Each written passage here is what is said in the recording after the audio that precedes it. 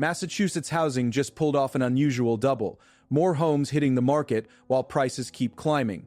The map is shifting from Boston's $800,000 median to Worcester's projected 15% surge, one neighborhood, 1 percentage point at a time. Start with the scoreboard. In October 2025, 3,921 single-family homes closed in Massachusetts. That was a 5.6% jump from a year earlier, a sign that buyers didn't disappear when the leaves turned. The statewide median price for those single-family closings was $660,000, up 2.3% year-over-year in the same month. Condos moved differently. Closed sales dipped 1.1% in October, but the median condo price still rose to $549,900, a 2.8% increase. Tension lies inside those numbers, volume steady, prices still rising, but with signs of give in specific corners of the market. Zoom in to Greater Boston. As of October, the median single-family home price inside the region stood at an even $800,000, with the region nearly 5% higher than a year before. On a year-to-date basis, single-family prices statewide in 2025 were still up 3%. One story then, Massachusetts didn't roll over. It repriced, neighborhood by neighborhood, and kept moving. Look at Worcester for the next chapter.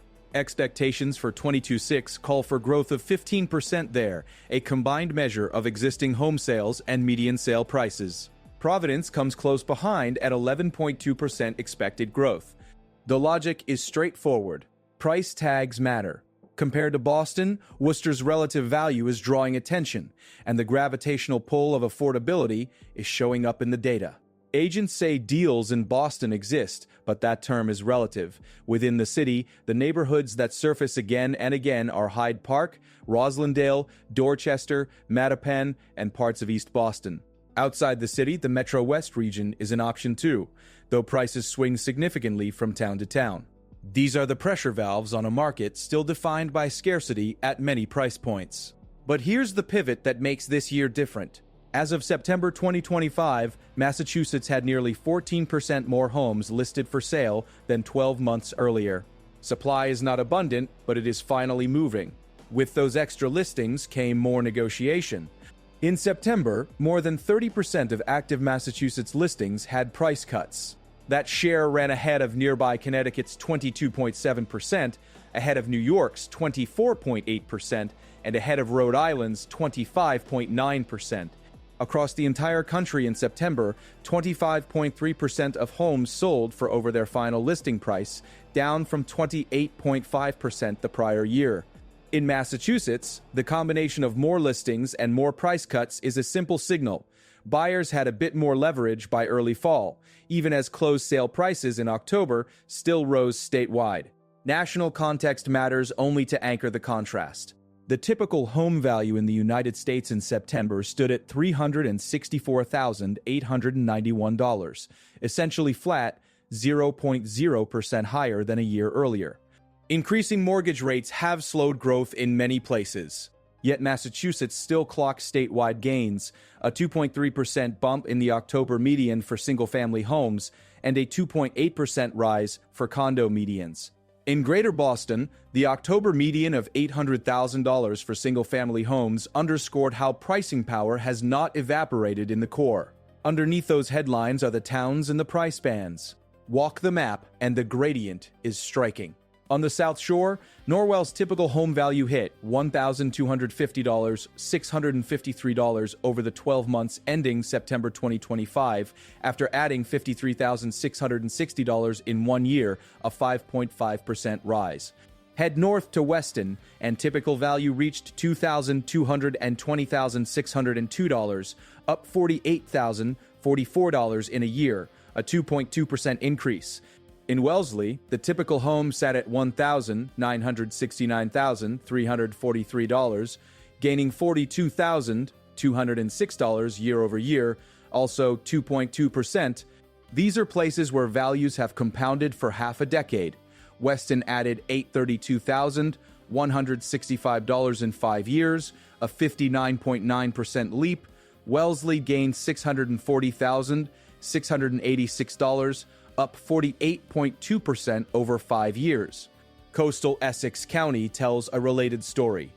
Manchester's typical value reached $1,289,804, up $46,657 in 1 year, a 3.8% jump. Wenham rose by $46,683 to $44,132, a 4.7% gain.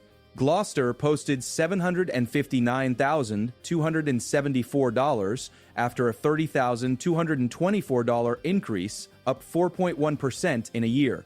Marblehead pushed to $1,244,768, up $19,002, a 1.9% increase. The 5-year arcs in these towns run in the 50s. Manchester up 58.1% over 5 years, Wenham up 58.4%, Gloucester up 53.1%. Momentum endured even as the pace moderated. Move to the inner suburban arc west of Boston.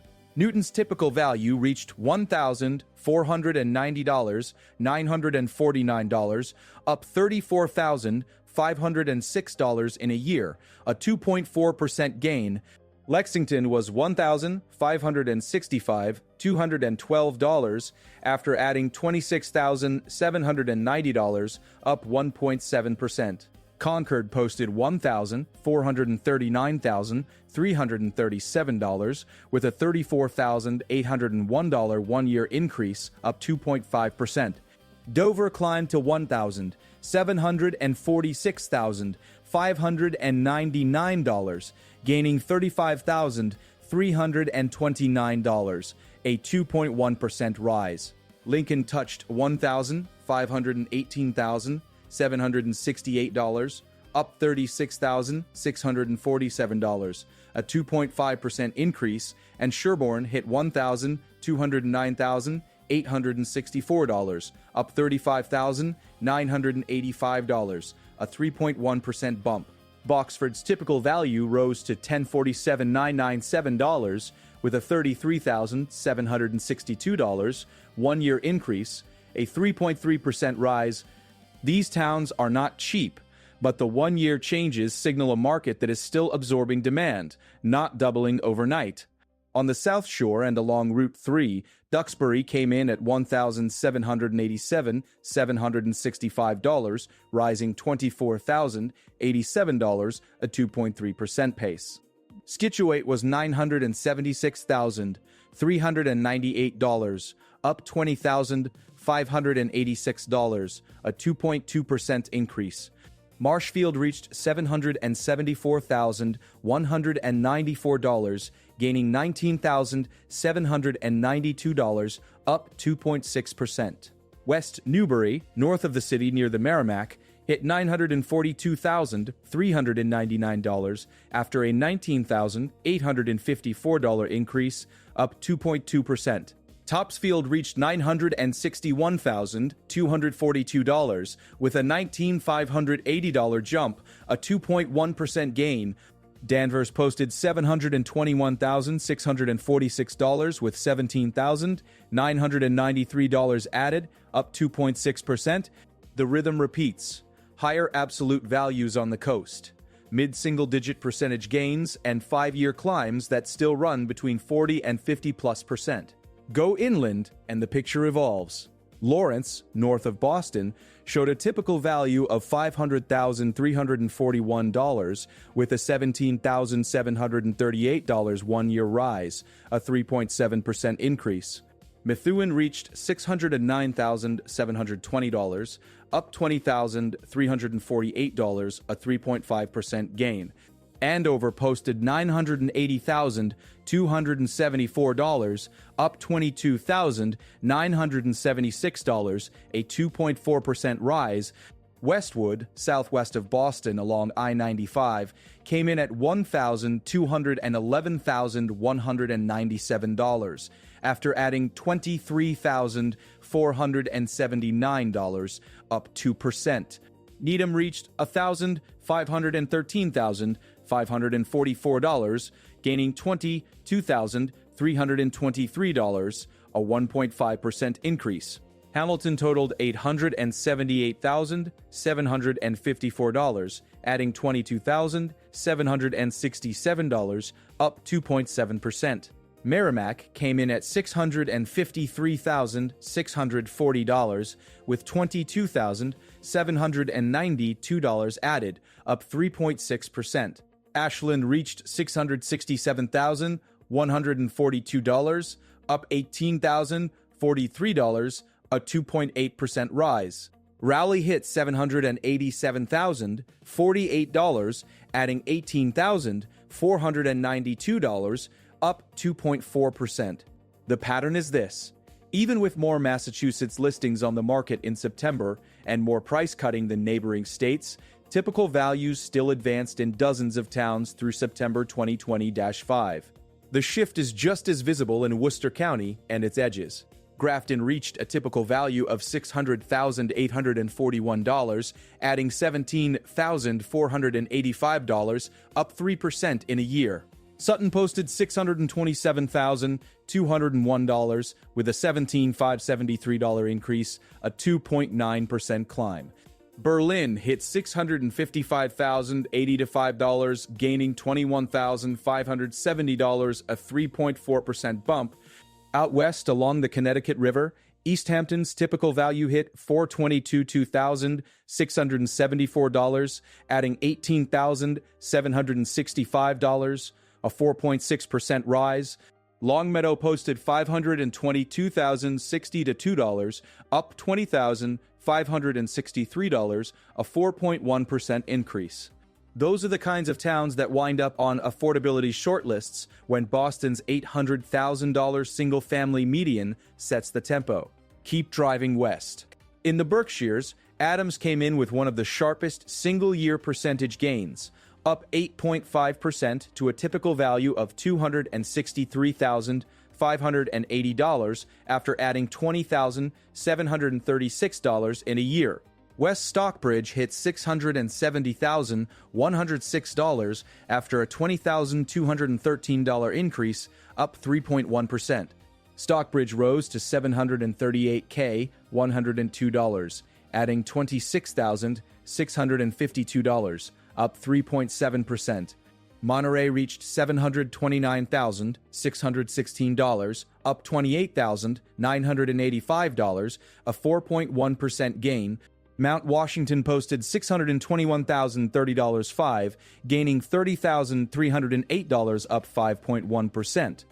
Egremont, second on the statewide list for one-year dollar change, rose by $51,686 to $805,000, a 6.9% jump. Over 5 years, West Stockbridge climbed 71.2%, Egremont 73.6%, and Stockbridge 62.5%.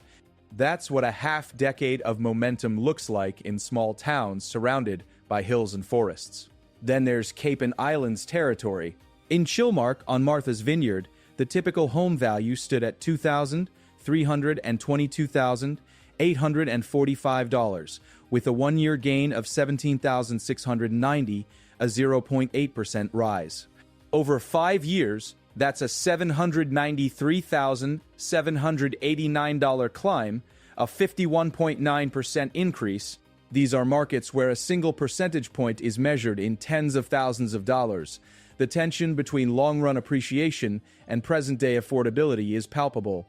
It's why Cape officials have gone as far as to declare a housing crisis, and why voices on Beacon Hill keep turning toward housing. Policy matters because it changes the math. The MBTA Communities Act, Massachusetts' attempt to align housing with transit access, has pushed towns to open zoning to multifamily housing. As of this year, at least 165 cities and towns have created some level of zoning for multifamily housing. The law operates at the zoning code level, but its effect is immediate: more parcels where building is allowed. Over time, increased eligibility to build near train stops can translate to more homes, and signals suggest more supply could ease the rate at which prices rise. For now, we can measure only inputs: zoning compliance by 165 communities, not units delivered, but the direction is clear. That compliance count is a number to pin on your wall. The push from the core is already playing out along the I-90 and I-84 corridors. Two of Massachusetts' most achievable city price points in 25 sit in the Pioneer Valley. Springfield's average home value came in at $300,102, and Chicopee's at $322,883. Both made a national list of hidden gems for affordability and livability. Stack those figures next to a $660,000 statewide median October sale for single-family homes and a $549,900 October condo median statewide, and the gradient is unmistakable. Price-sensitive buyers are watching the Western Mass numbers, and so are investors. If Boston is the fulcrum, Worcester is the lever. 15% expected growth in 2006, a blend of existing home sales and median sale price, is not a whisper. It's a forecast that tells you where the heat could go if both affordability and job access remain compelling. Providence at 11.2% expected growth in the same year reinforces the regional angle. The I-95 and I-290 corridors are not just commutes. They are pipelines of demand. Meanwhile, the fall marketplace brought a twist. As of September, Massachusetts had nearly 14% more homes listed for sale year over year. That was a stronger listing surge than Connecticut's 3%, New York's 6%, or Rhode Island's 10%. With that increase came price recalibration. More than 30% of active listings in Massachusetts carried a price cut in September. Massachusetts was more willing to trim than Connecticut at 22.7%, more than New York at 24.8%, and more than Rhode Island at 25.9%. On the other side of the border, nearly 56% of homes closed over asking in Connecticut in September, down from 58.4% in September 2024. The contrast is instructive. In Massachusetts, there were more listings and more markdowns by early fall. In Connecticut, a higher share of closings still cleared above list. Both realities can coexist. Massachusetts sellers adjust list prices while closed sale medians hold. Connecticut buyers bid up scarce inventory. For Massachusetts, that combination, rising October closings, rising October medians, and more September price cuts, signals a market finding a new equilibrium rather than falling off a cliff. Inside Boston, the hunt for relative value has a shape. Hyde Park sits at the city's edge with commuter rail access. Roslindale forms a village hub near the Arboretum. Dorchester and Mattapan stretch wide with three-decker heritage and transit lines. Parts of East Boston set a Blue Line ride away from downtown. The markets are not cheap, but the phrase that keeps resurfacing is relative to Boston. When Greater Boston's single-family median reached $800,000 as of October, and the region posted nearly a 5% rise, these neighborhoods became the yes-but answer to sticker shock. The Metro West Bridge, towns like Ashland, at a typical $667,142, up $18,042.3 in a year, offers a second path. Prices vary drastically by community there, which is why the homework matters. Watch how the map clusters.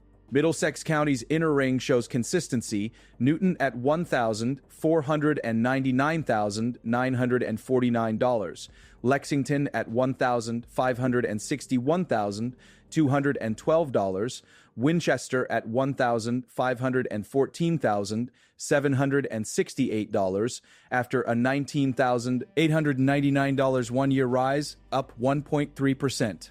The 5-year numbers emphasize persistence. Newton up $417,534 since 5 years prior, a 38.6% rise. Lexington up $485,894 over 5 years, a 45.2% climb. Winchester up $430,901, up 39.8%. That's legacy strength. But the geography of accessibility. Grafton at $600,841, Sutton at $627,201, and Berlin at $655,085 put central Massachusetts and the Route 495 belt in sharper relief, where 3% one-year jumps on mid-$600,000 typical values draw new entrants from the core.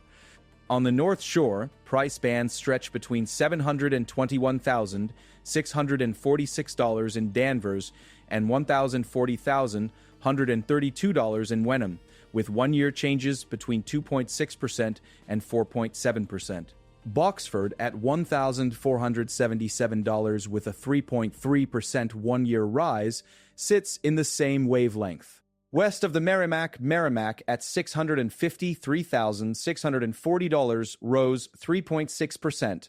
Across the river, Newbury at $925,253 added $22,306 in a year, up 2.5%. All of this fits inside a statewide frame where the median single-family sale in October was $660,000, up 2.3%, and statewide single-family prices were up 3% year-to-date in 2025. The outliers are instructive. Norwell's $53,660 one-year dollar gain, Egremont's $51,686, Weston's $48,044, but the typical is steady: annual increases, constrained inventory, and a market that still absorbs well-priced homes. That absorption is no accident. Even as Massachusetts sellers cut asking prices more often in September than in neighboring states, the October result was clear. Buyers closed on 3,921 single-family homes, 5.6% more than the prior October. Condos closed at a slightly different cadence. Sales down 1.1% with a median of $549,900, up 2.8%, suggesting that the condo segment is negotiating a slower handoff into winter. Some local condo markets saw little change through 2025, essentially mirroring 2024, while statewide October condo medians edged higher. Reconciling these threads isn't difficult. Different submarkets, different speeds. Policy tension runs alongside this. On Beacon Hill, the conversation about housing has shifted in tone.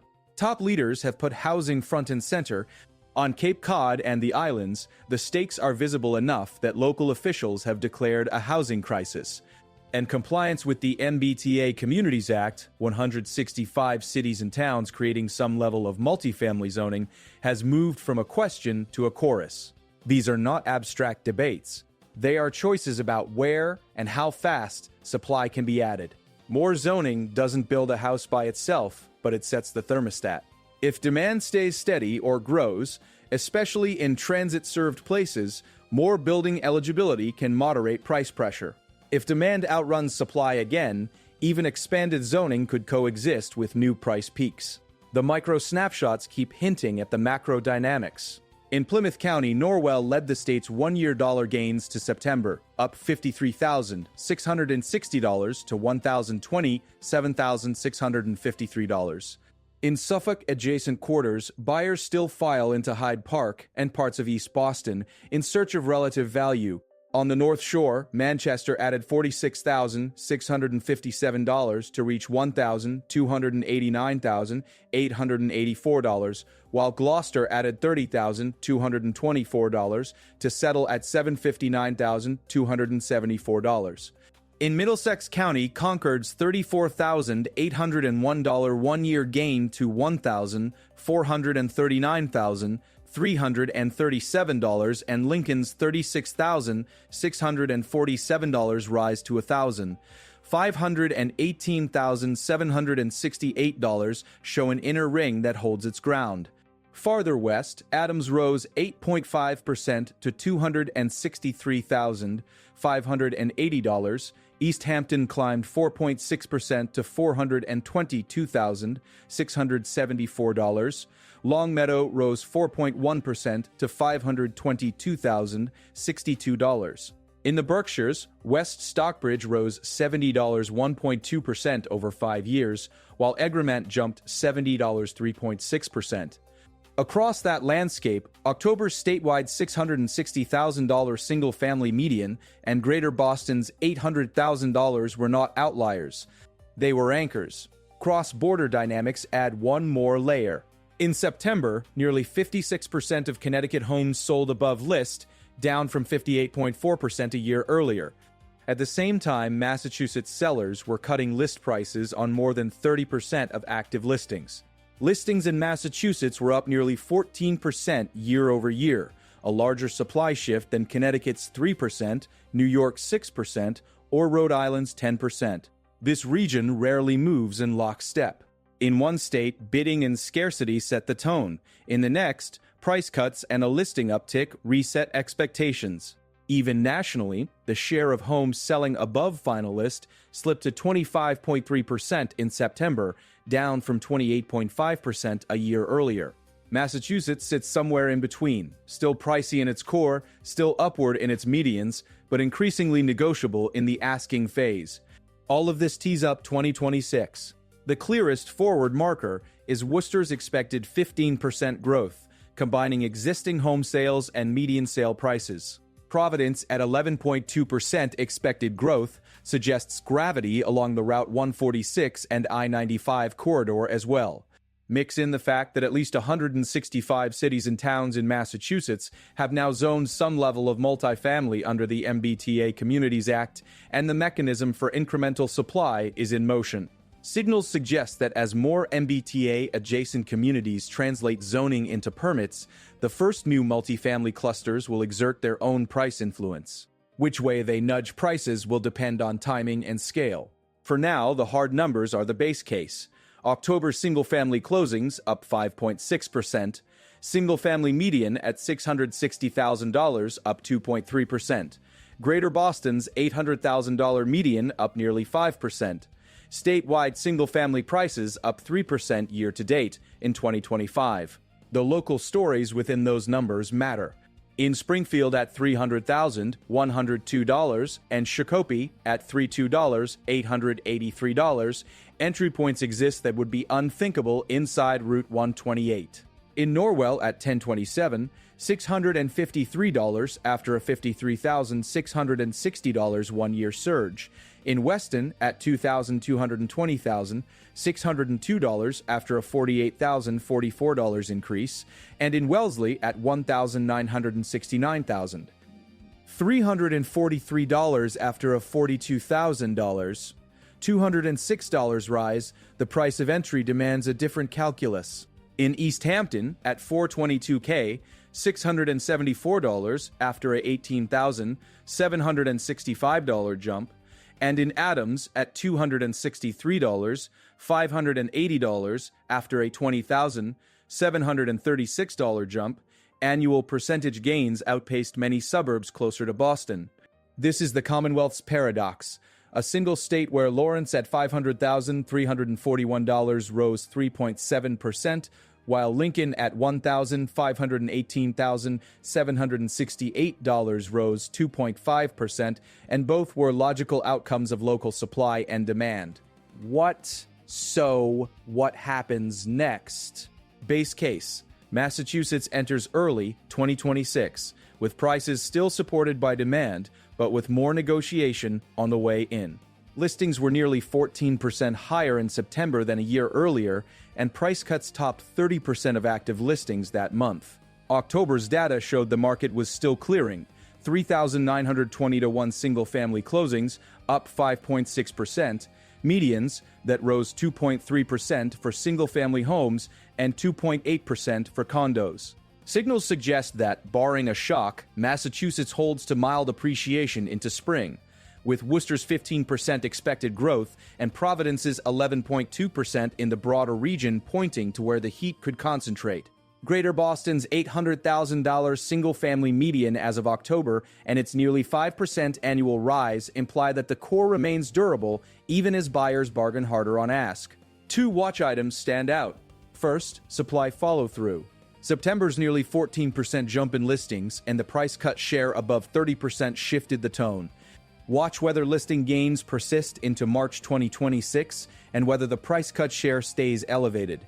If listings keep outrunning last year by high single digits and price cuts stay north of 30%, buyers could see more leverage, and the statewide median could flatten from October's 2.3% year-over-year pace. If listings retreat back toward last year's levels, the pendulum could swing back to sellers, even with MBTA-zoned capacity in place. Second, the translation of zoning into groundbreakings. With at least 165 communities creating some level of multifamily zoning under the MBTA Communities Act, the mechanism exists. Signals suggest that the first wave of transit area projects could influence prices locally by late 2026. If municipalities accelerate approvals, additional units could absorb demand and slow one-year dollar changes like Norwell's $53,660 or Egremont's $51,686. If approvals stall, the 5-year arcs, Weston up $832,165, Wellesley up $640,686, Manchester up $473,998, could lengthen further. There is one more variable to keep in view: the regional crosswinds are real. In September, nearly 56% of Connecticut homes sold over asking even as Massachusetts listings rose and price cuts expanded. If that split persists into spring, more Massachusetts buyers could stay selective, and list price strategy will matter more than ever. If the split narrows, say if Connecticut's above-list share falls closer to the national 25.3% and Massachusetts price cuts ease, bidding patterns could normalize across the border and reduce the current disparity.